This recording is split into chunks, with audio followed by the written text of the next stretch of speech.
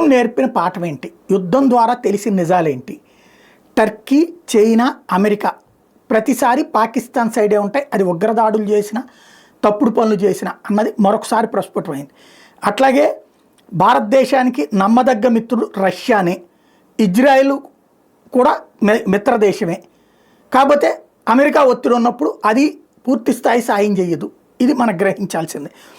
అలాగే ఇండియాకి ఏదైతే సమాచార ద్రోహం అంటే తప్పుడు సమాచారాన్ని వ్యాప్తి చేసేటటువంటి వాళ్ళని కట్టడి చేసే యంత్రాంగం తక్కువ ఉంది.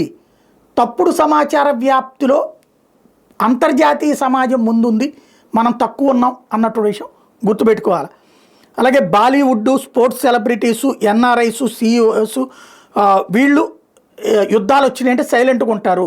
రేపు పొద్దున పొరపాటున అవతలోళ్ళు లాక్కుంటే కనుక వాళ్ళకి మద్దతు ఇచ్చినా ఆశ్చర్యపోనక్కర్లేదు. అలాగే భారతదేశం మొత్తం కూడా ఒక్కతాటి మీదకి వచ్చింది ఈ యుద్ధం సందర్భంలో.